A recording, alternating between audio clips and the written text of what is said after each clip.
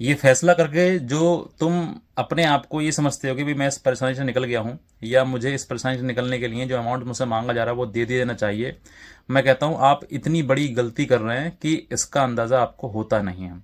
आप अगर अपने हार्ड मनी, यानी कि जो आपने एक मेहनत से पैसा कमाया है, उस महिला को दे रहे हैं जिस महिला ने आपको गलत मुकदमों में फंसाकर आपके ऊपर झूठा मुकदमा दर्ज करवाकर आपको ब्लैकमेल किया जा रहा है और आप ब्लैकमेल हो रहे हैं।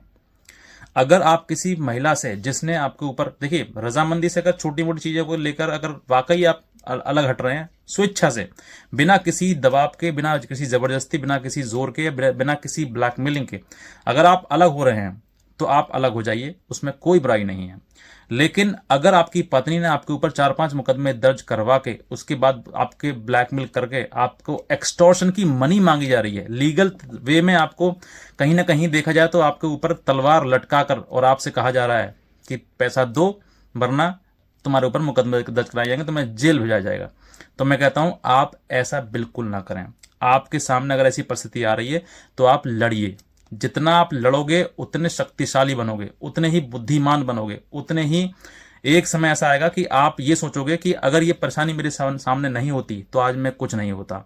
आपकी परेशानी, जो आपके सामने परेशानी आ रही है, उस परेशानी को आप सुलझाते सुलझाते उसको इतना आप विद्वान बन जाओगे, इतना शक्तिशाली बन जाओगे कि आप पर छोटी मोटी चीजें ना कोई असर नहीं करेंगे। कहते हैं ना कि जितना बड़ा आपका संघर्ष उतनी बड़ी आपकी कामयाबी। अगर आपको कामयाब इंसान बनना है ना तो आप बुराई से लड़िए। अगर आपके ऊपर झूठे मुकदमे दर्ज करवा दिए हैं तो उनसे लड़िए, लड़ना सीखिए। नहीं लड़ोगे तो मैं कहता हूं आपका कोई वजूद नहीं है, आपका फिर जीवन निरर्थक है। अगर आपके ऊपर एफआईआर हो गई है, आपके ऊपर मुकदमा हो गए हैं, तो आपको डरने की जरूरत नहीं है, आपको लड़ने की जरूरत है। जितना उससे लड़ोगे उतना ही आप शक्तिशाली बनते चले जाओगे। एक छोटा सा एग्जांपल बताता हूँ आपके लिए कि जब आपने बचपन में एग्जाम दिए होंगे तो एग्जाम आपको बहुत बुरे लगते होंगे कि भाई ये एग्जाम बनाए किसने, लेकिन उस एग्जाम की वजह से ही आप आज काबिल हैं जो भी हैं। आप नौकरी करते हैं या प्राइवेट जॉब है या फिर कोई किसी में अधिकारी हैं या कुछ भी हैं, आप जो भी हैं आज, वो एग्जाम की वजह से ही हैं। अगर आप एग्जाम नहीं देते तो आज कहीं ना कहीं अनपढ़ हो जाते और कहीं ना कहीं आप कोई वैसा ही धंधा कर रहे होते जो आपको आज मतलब वो आपको लायक नहीं होता।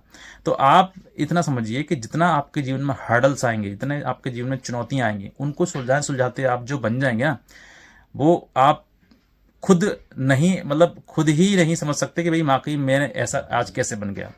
तो इसलिए कहता हूं कि अगर आपके साथ बुराई आ रही है तो बुराई को लड़िए, बुराई से लड़ने कर जीतने की कोशिश करिए, ना कि उसको किसी प्रकार से भी पैसा दो और समझाओ खत्म करो। पैसा देने का मतलब क्या है कि आपने जो आपके ऊपर जो मुकदमे लगाए गए थे, जो आपके ऊपर झूठा केस किया गया है, वो आपने कबूल कर लिया। कहीं ना कहीं इसकी जो मंशा है वो यही है, क्योंकि आपके ऊपर मुकदमे लगाए और आपने पैसा देकर सॉल्व कर लिया, यानी कि वो आपने फाइन, आपके ऊपर फाइन लगा और आपने फाइन भर के आपने खत्म कर लिया। तो वो क्या क्या मतलब है उसका कि आपने उस जुर्म को कबूल कर लिया है। तो ये जुर्म आप कबूल ना करें जो आपने जुर्म किया ही नहीं है। इसीलिए मैं कहता हूं अगर आपके ऊपर बहुत मुकदमे कर दिए या फिर आप टेंशन में, डिप्रेशन में जी रहे हैं, तो उसको आज ही टेंशन डिप्रेशन से बाहर निकलिए, जीना, एक अच्छी लाइफ को जीना शुरू करिए।